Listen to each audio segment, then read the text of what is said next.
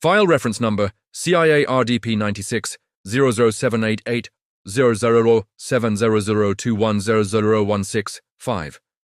Classification approved for release 2003. Subject analysis and assessment of the gateway process. Inside this unassuming U.S. Army Intelligence and Security Command memo from June 9, 1983, lies one of the most unusual investigations ever undertaken by the United States government.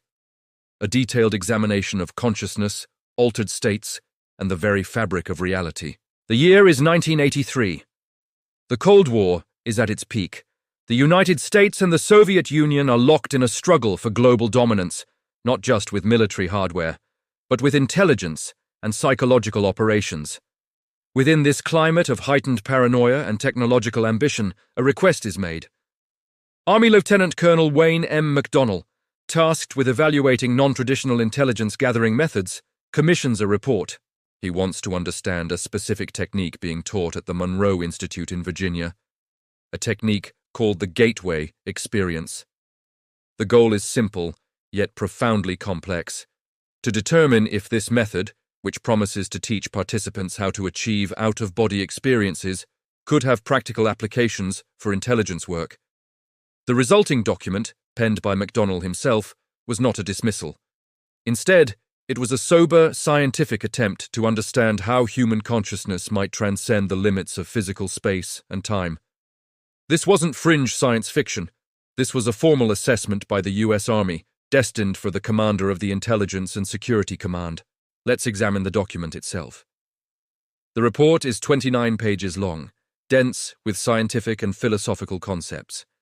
It begins not with speculation, but with a primer on quantum mechanics, holography, and theoretical physics.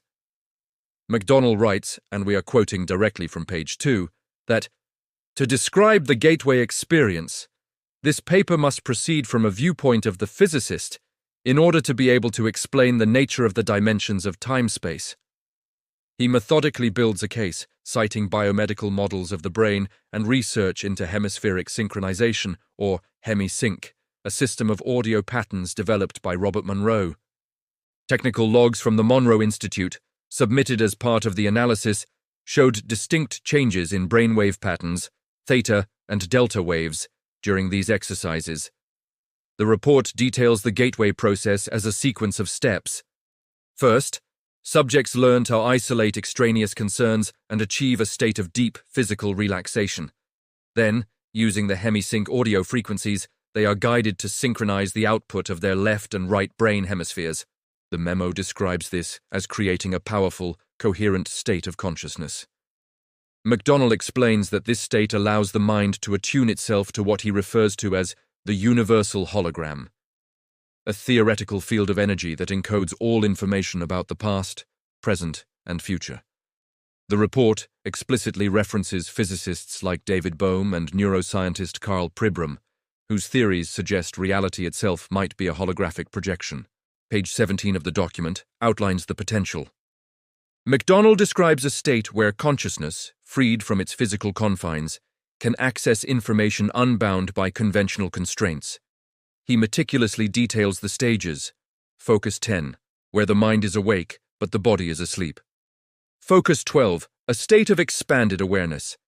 And finally, Focus 15 and beyond, where experiences of non-local consciousness, the so-called out-of-body state, are said to occur. The language is precise, analytical, and devoid of sensationalism. It reads like a technical manual for exploring consciousness. Reconstructing the process based on the memo's descriptions provides a clear, step-by-step procedure. A participant in the Gateway program would begin in a controlled environment, often in darkness, wearing headphones. The initial audio frequencies would induce a state of deep calm, what the report calls resonant tuning. The narrator's voice, layered within the audio, would guide the subject through mental exercises, like visualizing an energy conversion box to place their worries inside.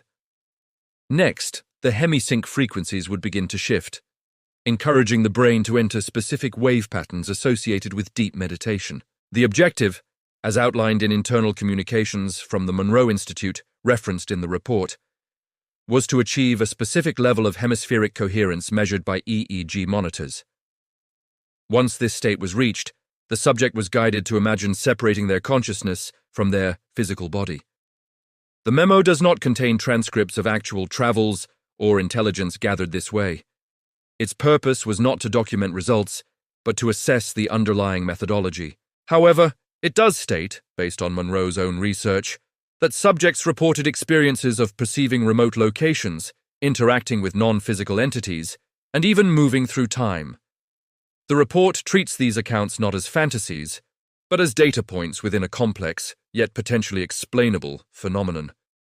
It was an intelligence assessment, and the question was simple. Could this be controlled, repeated, and used? The analysis section of the report is where the full implications become clear. McDonnell concludes that the gateway process is plausible. He writes that the technique is a legitimate, rational, and scientifically based method for altering consciousness. So, why was this document classified? The answer lies in its potential application. The report details how this process could, in theory, be used for remote viewing, for accessing information across any distance or barrier. In the context of the Cold War, the ability to psychically access secret Soviet military installations or internal Kremlin discussions would be an absolute intelligence coup. But contradictions and unexplained variables remained. The report acknowledges the experience is highly subjective and not everyone can achieve it. There's no metric for success beyond the subject's own report. How could you verify the information gathered? How do you distinguish between genuine, non-local perception and simple imagination or hallucination? The document raises these questions but offers no definitive answers. It presents a powerful theoretical model but stops short of providing a reliable, operational tool. It was a gateway that was successfully mapped, but whether it could be reliably opened on command remained the great, unanswered question. The classification was likely not to hide a working psychic espionage program, but to conceal the US government's serious scientific interest in developing one. The Gateway Process Report offers a rare glimpse into a time when intelligence agencies were willing to explore the furthest frontiers of human potential. It reveals a methodical, evidence-led approach to subjects often dismissed as fantasy. The files are now open, but the fundamental questions they raise about the nature of consciousness, the structure of reality, and the untapped power of the human mind remain unresolved. The documents give us a map, but the territory itself is still largely unknown. Some stories were never meant to be seen until now.